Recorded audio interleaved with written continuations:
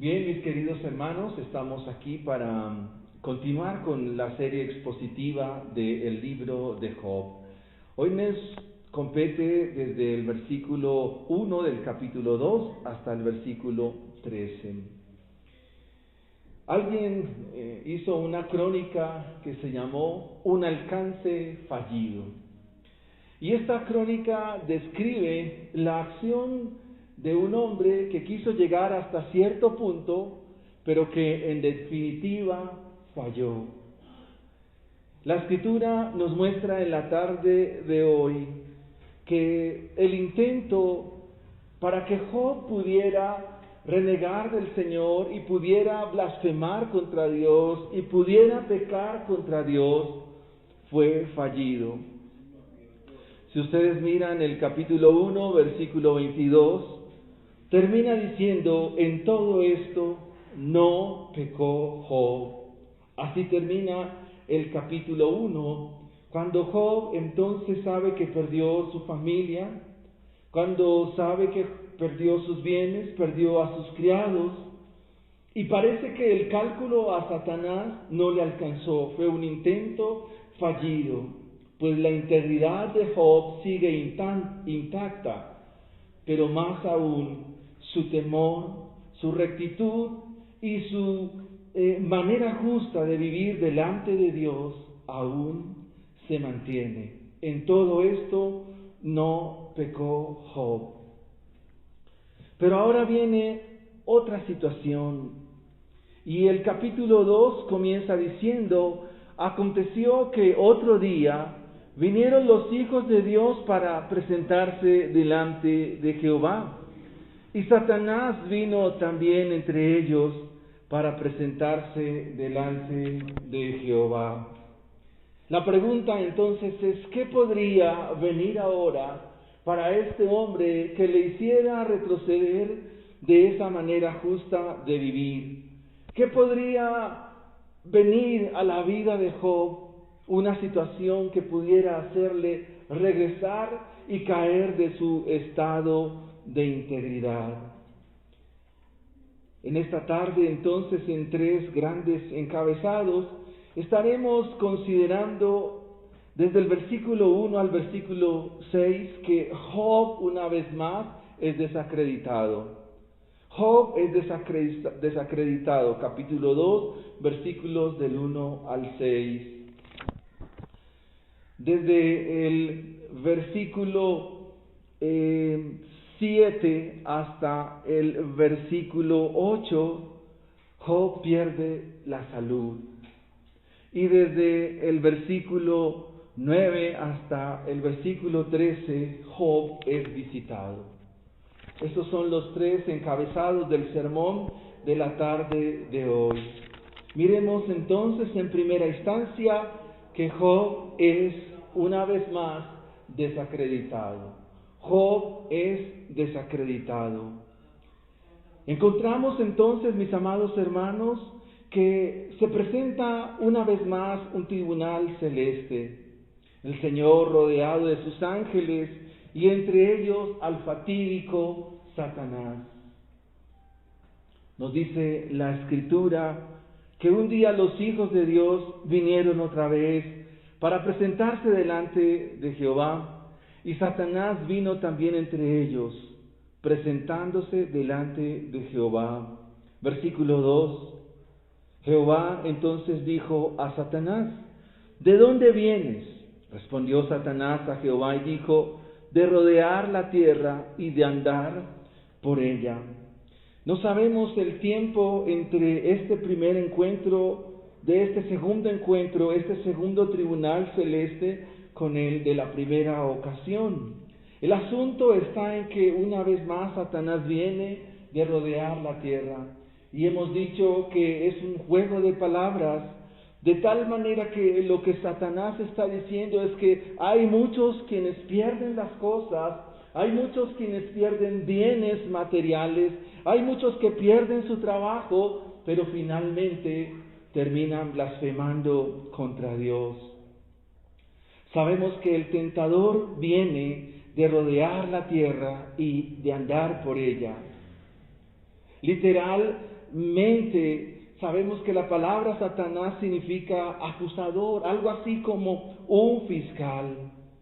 Y lo que está diciendo es que puede haber creyentes que han perdido sus bienes materiales, que han perdido su familia, y la consecuencia de esa pérdida es renegar contra Dios, es decir, palabras desobligantes contra Dios, palabras que son de calibre ofensivo para con Dios. De esta manera, entonces, la pregunta que hace el Señor es del versículo 3 muy importante. Y Jehová dijo a Satanás: ¿no has considerado a mi siervo Job, que no hay otro como él en la tierra, varón perfecto y recto y temeroso de Dios y apartado del mal, y todavía retiene su integridad? Es Dios dando testimonio de quién es Job, de un hombre que está reteniendo su integridad, de un hombre que no ha perdido la rectitud moral de su corazón. Es un hombre que, a pesar de perder a sus hijos, perder sus bienes, perder lo que tenía, su hacienda, aún conserva la rectitud. Es conservado en la gracia de Dios, es sostenido por la gracia de Dios. Y por esa gracia, Dios mismo da testimonio de él.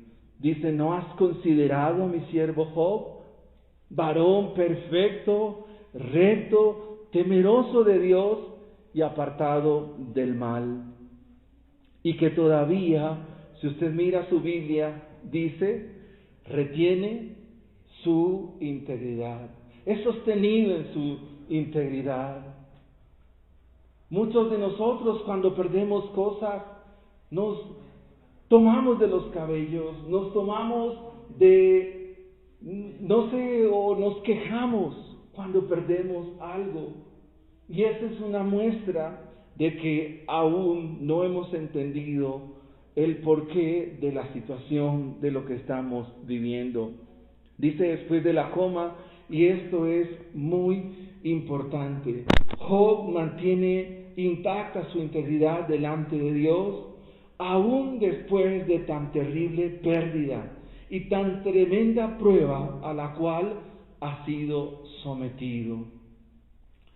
La lección se encuentra en que aún los hijos de Dios, si tienen o experimentan cosas terribles, pruebas difíciles, aún es posible vivir íntegramente delante de Dios. ¿No has considerado a mi siervo Job? Aún cuando tú me incitaste contra él para que lo arruinara sin causa. Y préstele atención a esas palabras que está diciendo el Señor.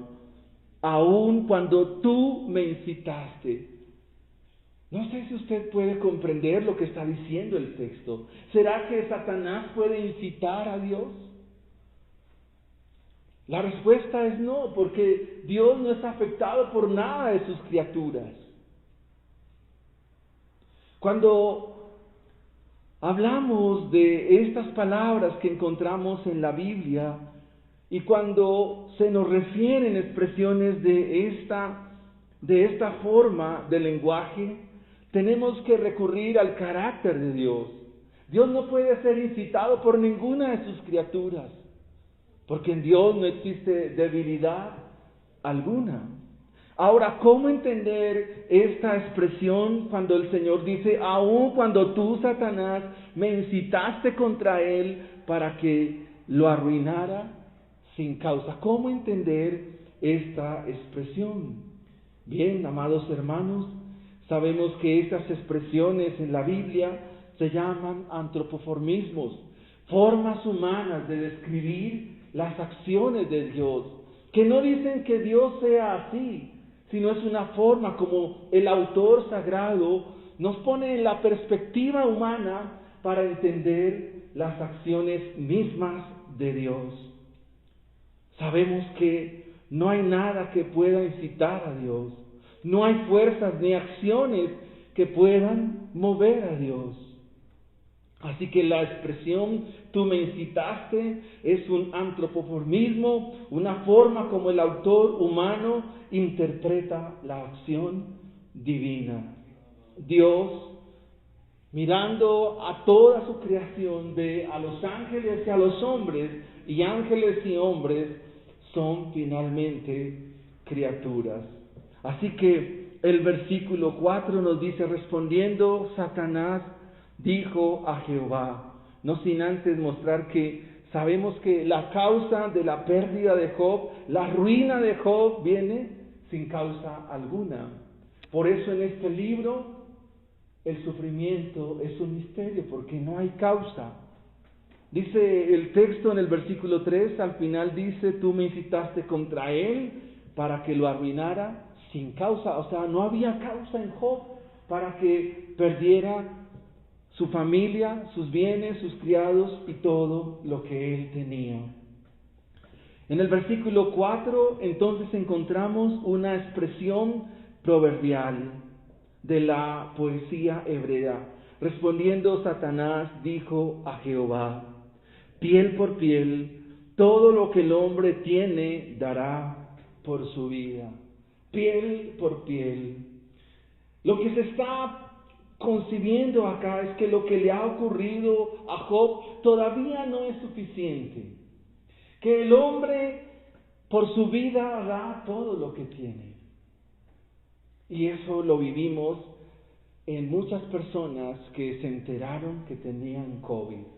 Comenzaron a buscar un sinnúmero de remedios, comenzaron a buscar un sinnúmero de medicamentos que pudieran ayudar a que no perdieran su vida. Porque el hombre da todo lo que tiene por su vida. ¿Qué significa entonces la expresión piel por piel? Significa que el hombre está dispuesto a cambiar su misma piel por salvar su vida. Está dispuesto a dar lo que sea por su vida. Es un paralelismo que encontramos acá, una idea repetitiva de que el hombre por su vida hace lo que sea. ¿Y qué pensarían ustedes si supieran que tienen una enfermedad muy grave? Tienen una enfermedad que ahora ustedes pasan a ser desahuciados y alguien se presenta y les dice que tiene la solución para tal enfermedad. ¿Tomaría usted ese remedio? La respuesta es sí, porque el hombre de por sí no se quiere morir. Usted no se quiere morir. Nadie se quiere morir.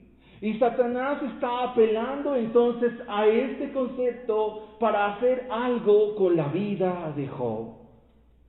El Señor entonces dice, pero extiende ahora tu mano y toca su hueso, es decir, tócale lo más profundo, toca su carne y verás si no blasfema contra ti en tu misma presencia. El texto está hablando de Satanás. Pero extiende ahora tu mano y toca su hueso y su carne y verás si no blasfema contra ti en tu misma presencia. No funcionó que perdiera sus bienes, no funcionó que perdiera su familia, no funcionó que lo perdiera todo, pero ahora vamos a tocarle su salud. Vamos a tocarle lo más preciado que puede tener el ser humano después de lo que hemos descrito. Y eso entonces nos lleva a contemplar nuestro segundo aspecto. Hemos dicho en primera instancia, Job es desacreditado una vez más. Ahora vamos a ver en segunda instancia que Job pierde su salud. Número 1, Job es desacreditado. Número 2, ahora Job pierde su salud. Versículo 7. Entonces salió Satanás de la presencia de Jehová e hirió a Job con una sarna maligna desde la planta del pie hasta la coronilla de la cabeza. Y tomaba Job un tiesto para rascarse con él, y estaba sentado en medio de su ceniza. Esta porción del versículo 7 al versículo 8, entonces nos describe a un hombre que ahora comienza a padecer una dura enfermedad. Le es enviada una dura enfermedad. El término que usa la Reina Valera y otras versiones es, entonces fue herido. Dice, entonces salió Satanás de la presencia de Jehová e hirió a Job. Cuando se habla de herir, significa que le está causando una enfermedad muy profunda. Una enfermedad que no solo tiene que ver con su aspecto físico, sino que tiene que ver con asunto moral. Job es herido entonces con una enfermedad maligna. Dice, una sarna maligna. El versículo 7 nos describe a esta sarna que va desde ¿dónde? Desde la planta del pie hasta la coronilla de su cabeza. Job entonces es herido con una sarna maligna. Es una enfermedad ulcerosa. Es una sarna que sutura. Es una sarna que afecta todo su cuerpo. No hay aspectos en la piel de Job que se escapen de esta sarna. ¿De qué se trataba? Se trataba de una enfermedad purulenta, es decir, una lepra que producía pus, lo que llamamos comúnmente materia. Es una lepra que ahora viste a Job. Es una lepra que ahora inunda a Job. Lo reviste, lo envuelve. Y solo Job tiene un tiesto. En hebreo es como una especie de cascajo, como un pedazo de teja para rascarse. Y ahora está sentado en medio de ceniza. Job ha venido de un lugar opulento porque tenía muchos bienes y ahora se encuentra aislado de la sociedad, aislado de su familia, lejos de tal manera que en su ausencia de salud no puede solamente esperar en Dios. El Salmo 112 dice acerca de las noticias que recibimos, entre ellas la enfermedad. ¿Qué es la enfermedad? La enfermedad es ausencia de salud. Hay muchos hermanos que en nuestra iglesia están atravesando quebrantos de salud. Hay muchos hermanos que están enfermos. Y el Salmo 112, versículo 7 dice, no tendrá temor de malas noticias. Su corazón está firme, confiado en Jehová. Todos los que están experimentando enfermedad, la pregunta es ¿cómo van a recibir una situación como la que está viviendo Job? ¿Cómo la reciben? Saber que usted está enfermo.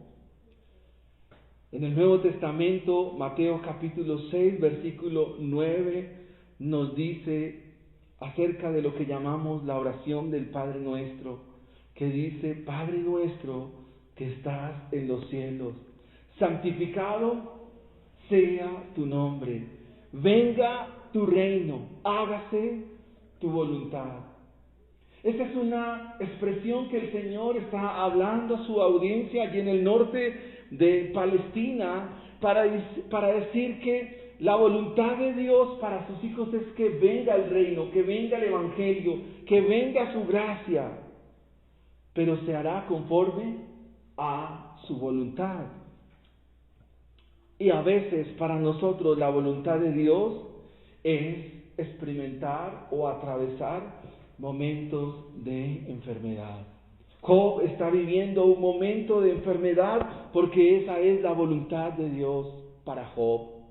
Esa es la voluntad de Dios para este hombre que no ha caído de su integridad, que es un varón recto, perfecto, temeroso de Dios y apartado del mal, pero que ahora atraviesa un quebranto de salud que lo aísla, que lo margina, que lo lleva a experimentar polvo y ceniza porque está en total humillación. Job abandona la morada para instalarse a las afueras del poblado. Es un hombre impuro. Desde el punto de vista legal, él no puede estar ya en la ciudad, sino que ahora debe estar en un lugar donde residen los mendigos, donde residen los leprosos, y solo pueden esperar encontrar comida escasamente de los residuos. No sé si usted puede hacer un contraste con lo que nos está diciendo el Evangelio. El autor sagrado entonces nos está presentando un contraste entre la vida de Job antes y en este ahora que Job está viviendo. ¿Cómo cambia la vida? Pasó de tener una familia, bienes y riquezas, ahora a una vida de mendicidad, a una vida cuya vida está en compañía de una enfermedad que lo aísla, una enfermedad que lo hace ver hediondo delante de la sociedad. Es una enfermedad que no se soporta, porque no solo la lepra es algo que genera pus, que genera materia, sino que todos los que tienen lepra huelen mal y deben aislarse. En las leyes levíticas se decía que los leprosos no podían estar en la congregación de Jehová. En las leyes que el Señor estableció en su palabra se decía que los leprosos debían estar muy lejos del campamento de Jehová. No podían estar, no debían hacer presencia en el campamento del Señor. Hemos dicho entonces que Job es desacreditado. Hemos dicho que ahora Job pierde su salud y es llevado a una condición terrible. Perdió todo, perdió su salud y ahora solo le acompaña un pedazo de teja, un cascajo en su mano para rascarse, para arrancarse la piel. Es dramático lo que Job está viviendo. Es dramático lo que Job está atravesando. Es una situación que ninguno de nosotros quisiéramos atravesar. Pero es necesario, era necesario. ¿Por qué? No lo sabemos. El para qué al final del libro se nos dirá. Ahora usted puede hacer un balance de lo que está viviendo, de la situación que está atravesando y específicamente la situación de salud. En el versículo 9 entonces vamos a encontrar que Job va a ser visitado. Del versículo 9 al versículo 13, Job es visitado. Y la primera persona que va a visitarle, ¿quién es? La esposa. ¿Y qué le dice la esposa? Entonces la mujer le dijo su mujer en pregunta: ¿aún retienes tu integridad, Job? ¿Por qué no haces esto, Job? ¿Por qué no maldices a tu Dios y muérete? ¿Cuántos han tenido el deseo de morirse? Porque tienen en su mente por compañera la necedad. El deseo de morirse ante la circunstancia y ante la dificultad no es más que producto de la necedad. La mujer, su esposa, no sabemos su nombre, pero sabemos que es una mujer que actúa en necedad. ¿Cuántas personas ante el suicidio no es más que el acto por el cual una persona llega al límite de la necedad porque no puede confiar en Dios? ¿Aún retienes tu integridad, Job? Maldice a tu Dios y muérete. ¡Qué visita!, ¿no? Recuerden que Job ya no está en su casa. Job está lejos, está apartado. Y llega su esposa a darle una voz de aliento. ¡Qué voz de aliento! ¿Por qué no renuncias a Dios? ¿Por qué no renuncias al Evangelio? ¿Por qué no renuncias a la vida cristiana? Sin embargo, el que sabe que está en el Evangelio y camina en la vida cristiana, sabe responder. El versículo 10 dice que Job le dijo, como suele hablar cualquiera de las mujeres fatuas. Estás hablando como necia, estás hablando como una mujer insensata. Tú no conoces el plan de Dios.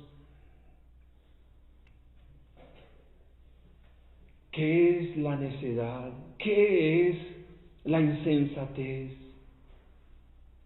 Aquí se nos presenta dentro de la estructura poética del libro el contraste entre el necio y el sabio, que nos lo afirma con amplitud el libro de los Proverbios. El necio no sabe valorar las situaciones de la vida. Cuando usted atraviesa un momento difícil y no sabe qué hacer y más bien tiende por comenzar a proferir cosas, palabras mejor que no corresponden, actúas como necio, porque no sabe valorar lo que está viviendo, lo que está atravesando. El necio solo reniega, se enfurece, se obstina y termina por maldecir a Dios. ¿Y qué es lo que saben decir los necios? ¿Qué dice el necio en su corazón? No hay Dios. La necedad no es más que la expresión de indicar que Dios está lejos de lo que yo estoy viviendo. Hay una corriente filosófica que se llama el deísmo, con D. Y el deísmo es una forma de ateísmo y es pensar de esta manera. Pero en cambio el sabio valora las situaciones de la vida, aprende de ellas y no repite la experiencia. En medio de la prueba descubre el camino de Dios. El sabio, el que piensa sabiamente, en medio de la dificultad y en medio de la adversidad, descubre el camino de Dios. Y sabe que si Dios ha provisto lo bueno, también Dios provee de lo contrario, de tal manera que podemos entender. El sabio tiene muy clara la omnipotencia de Dios. El sabio conoce en las dificultades la omnipotencia del Señor, porque también el sabio, conociendo la omnipotencia de Dios, puede entender que hay cosas a las cuales Dios también les dice no. El sabio sabe decir, Dios mío, ayúdame. Y Dios le dice, bástate en mi gracia. El versículo 10 tiene un lenguaje muy importante. Dice, ¿recibiremos de Dios el bien y el mal no lo recibiremos? ¿Qué comprensión entonces tenemos del bien y qué comprensión tenemos del mal? Quizás ustedes a lo que le llaman bien no es bien para Dios. Quizás lo que a ustedes le llaman mal no es mal para Dios. El Salmo 16, versículo 1 y 2 nos dan claridad acerca de ello. Salmo 16, versículo 1 y 2 dice: guárdame, oh Dios, porque en ti he confiado. Oh alma mía, dijiste a Jehová, tú eres mi Señor. No hay para mí bien fuera de ti. No hay para mí bien fuera de ti. Es decir, que todo lo que esté por fuera de Dios, así usted lo vea como bueno, es malo. Todo lo que esté por fuera de Dios, así que si usted lo ve como algo chévere, como algo agradable, como algo dulce a su boca, delicioso a su paladar, por más dulce que sea, es malo. Si hay algo que te agrada de este mundo y tú lo ves como bueno, Dios lo ve como malo. El único bien, lo único bueno está en Dios mismo. Dice el salmista, dice David: no hay para mí bien fuera de ti. No hay para mí bien fuera de ti. El único bien de Dios está en Él mismo. Así que el sabio no peca de labios. Después de que Job recibe la visita de su esposa, entonces ahora Job recibe la visita de 3 amigos. 3 amigos que vienen para consolarlo, dice el versículo 11. Uno de ellos se llama Elifaz temanita, otro se llama Bildad suita y el otro Chofar naamatita. Eso usted los encuentra allá en el libro de Génesis. Por eso sabemos que el tiempo de Job es un tiempo en la era patriarcal. Ellos vienen y se enteran de la situación de Job y vienen a visitarlo. Y preste atención a lo que dice el versículo 11, la parte final. Porque habían convenido en venir juntos para condolerse. Es decir, que estos 3 amigos habían convenido para participar del dolor de Job. Estos 3 amigos habían convenido para venir y hacerse partícipes del sufrimiento de Job. Habían venido para tratar de experimentar en algo el dolor de Job. Pero no solo vinieron para condolerse de él, sino también para consolarle. Y aquí la palabra consolar significa levantarlo. La palabra consolar aquí significa aliviarle la pena. Aquí consolar significa restaurarlo de la condición en la cual ahora Job se encuentra. A eso habían venido sus 3 amigos. Versículo 12, los cuales, alzando los ojos desde lejos, no le conocieron y lloraron a gritos.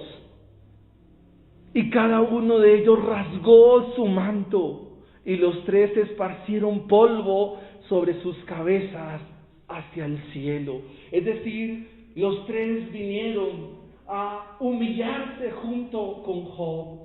Vinieron a experimentar el duelo por lo que Job estaba viviendo. Se habían enterado de que Job había perdido a sus hijos, sus 10 hijos. Se habían enterado que había perdido todos sus bienes, sus criados, su familia. Y ahora estaba atravesando los momentos más difíciles en cuanto a salud se refiere. Es una situación devastadora, una situación desesperanzadora por la cual ellos, Bildad, Chofar y Elifaz, junto con Job, guardan silencio por 7 días. El estado que vieron en Job era lamentable al punto que dice el texto, no le reconocieron. Es un estado lamentable, gritan, rasgan su manto, se humillan, esparcen polvo sobre sus cabezas y se sientan con él 7 días y 7 noches. Porque vieron que su dolor era muy grande, dice la palabra del Señor.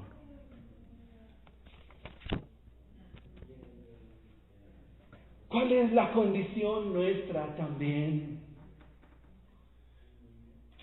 ¿Cuál pudiera ser la condición de los hijos de Dios, de sus familias? En Mateo 11:19 se habla de alguien que es un amigo. Anótelo. Mateo capítulo 11, versículo 19. Se habla de un amigo que come con publicanos y pecadores. Hace 2000 años atrás, Dios, el Padre, envió a su Hijo, quien dijo: ustedes son mis amigos.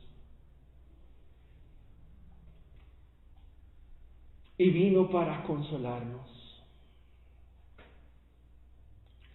Vino para participar de nuestro sufrimiento. Es más, nos quitó el sufrimiento, porque Él fue a la cruz. Hace 2000 años el Señor envió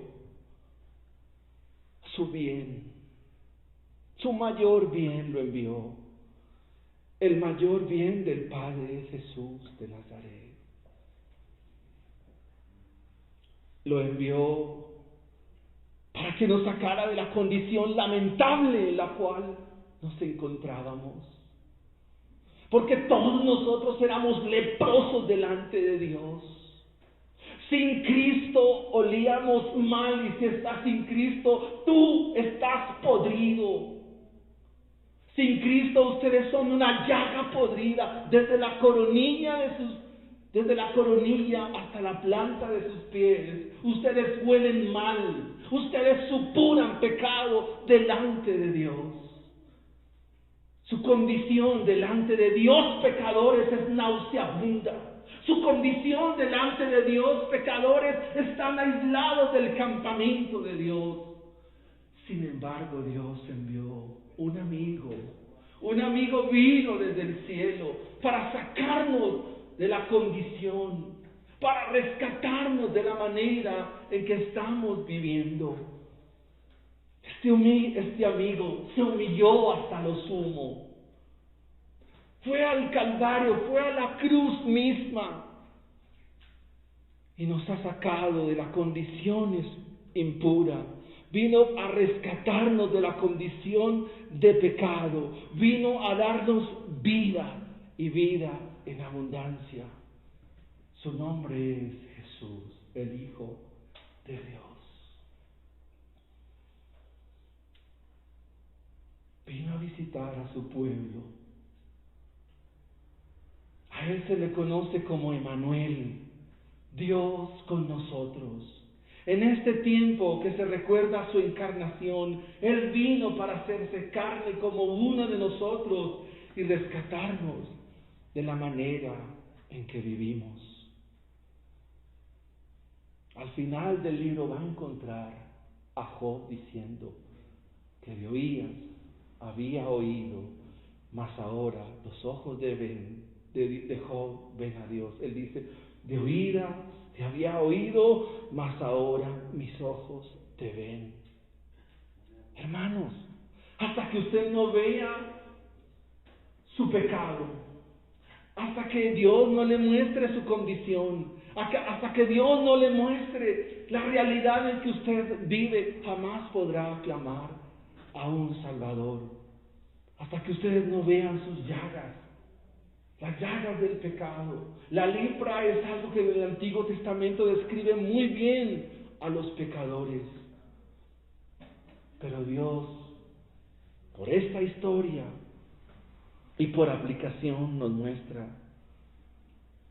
que en Cristo Jesús tenemos esperanza. El título del sermón estaba en el versículo 10. ¿Recibiremos de Dios el bien y el mal no lo recibiremos? Dios permitió el pecado porque tiene un propósito. Él es Dios y lo permitió para revelarnos a su Hijo Jesucristo.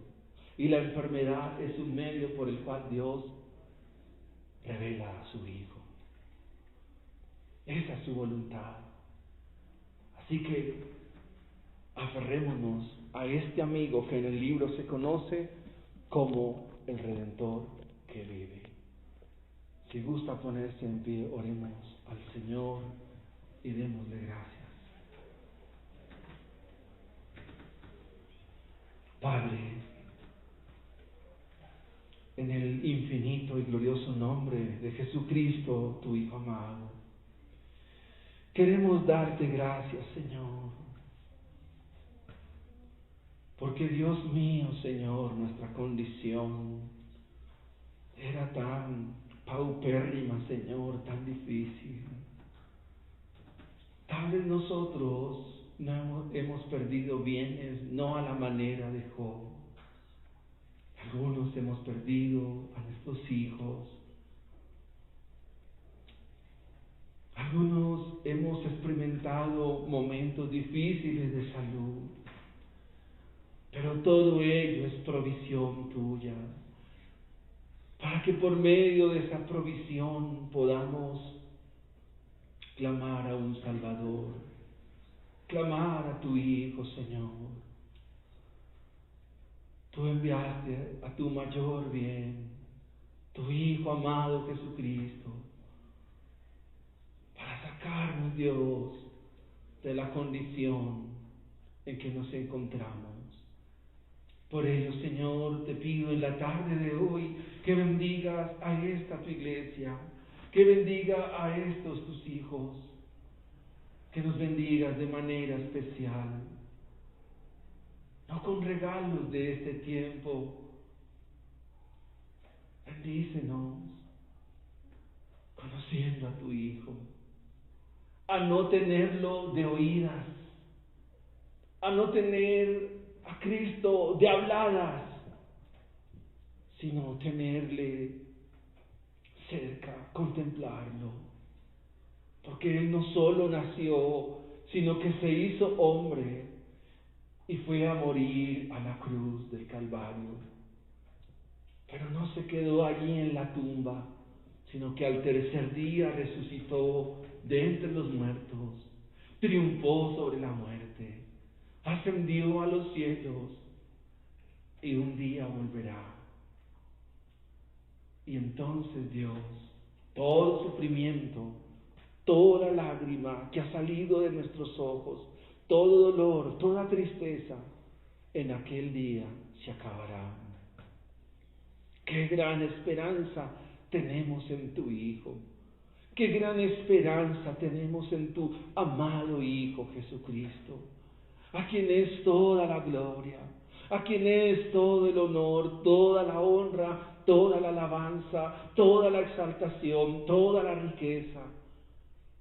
Todo honor es para Cristo Jesús. Muchas gracias, Dios mío. Sánanos de pura gracia. Sánanos según tu amor, según tu misericordia. Quita la lepra de tus hijos, quita la lepra de mi corazón, Señor, porque mi lepra apesta. Quita lo maloliente que soy e inúndame de la santidad tuya, la santidad que viene por tu palabra. Oh mi Señor, ayúdanos, auxílianos, Señor. Venimos delante tuyo, Señor, necesitados de ti, necesitados de tu gracia, Señor. Cuánto mi alma te necesita, cuánto mi ser te necesita, cuán malo soy, Señor. Ayúdame, Dios mío. Oh, te lo ruego y te lo suplico. Oh, Señor, cuán perverso es mi corazón, cuán malo es mi corazón, Señor. Mas confío en ti, Señor. Confiamos en ti, Dios. Ayúdanos, Señor, a verte, Señor, a mirarte, Señor. Oh, Señor, muchas gracias.